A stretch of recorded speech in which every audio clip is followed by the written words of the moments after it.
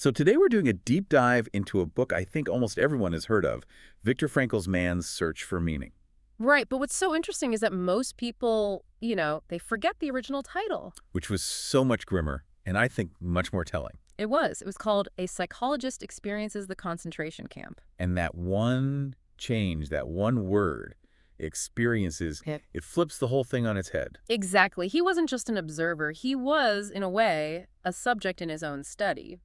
And our mission here is to unpack his central idea that survival wasn't about being the strongest, but about having a sense of meaning. And also why that idea is actually pretty controversial. Very controversial. So let's start with what he observes. He mapped out these specific psychological patterns that inmates went through. Yeah, he saw 3 distinct stages. The first, obviously, is shock, the initial trauma of arriving. But the second one, apathy, that's where it gets interesting. 'Cause he doesn't frame it as just, giving up. Not at all. It's a necessary shell. It's an emotional defense mechanism where you shut down everything except what keeps you and your friends alive. If you actually process the horror of it all in real time, you just collapse. You couldn't function.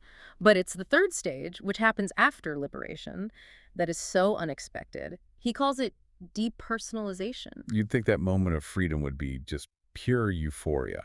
But he describes it as this profound numbness. Like freedom feels like an illusion or maybe a dream that you're not quite in yet. It almost reminds me of the bends for a deep-sea diver. That is the exact analogy he uses. He says if you release that kind of intense mental pressure too quickly, it can be incredibly dangerous for your mental health. And that leads to this bitterness he saw, right? When the real world didn't live up to their hopes. Precisely. Which brings us to the core question of the book. If the pressure is that extreme, what actually keeps a person from breaking? And this is where he really takes a swing at the psychology of his day. I mean, you had Freud saying we're all driven by pleasure. And Adler saying it was all about a will to power. Right. But Frankl looks around the barracks and says, no, that's not what I'm seeing.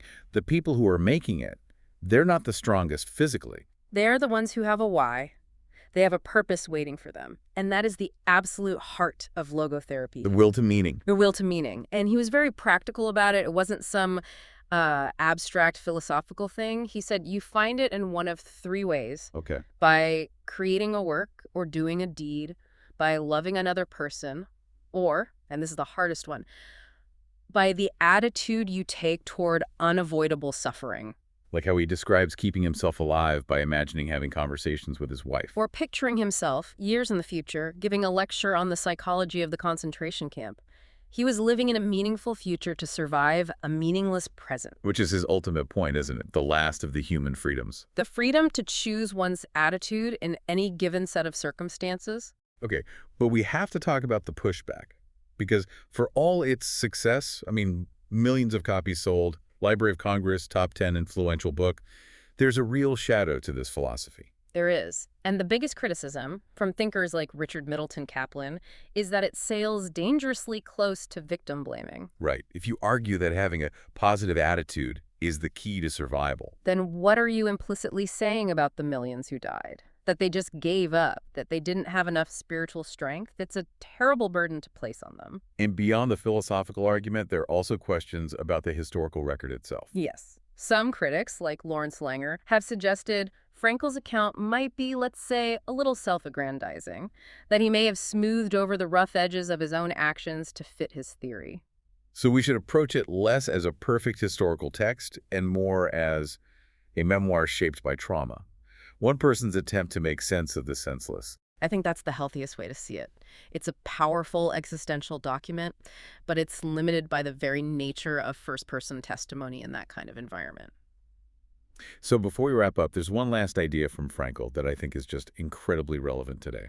I think I know where you're going with this. He proposed that the Statue of Liberty on the east coast of the U.S. was missing its counterpart. A statue of responsibility on the West Coast. I just love that concept. It's such a challenge. It's his whole philosophy summed up, really. He's warning us that freedom by itself is only half the story. Without responsibility, it just turns into chaos. It degenerates into arbitrariness. For him, freedom is meaningless unless you live it with responsibility, a powerful final thought. Something to mull over. That's it for this deep dive. Thanks for listening.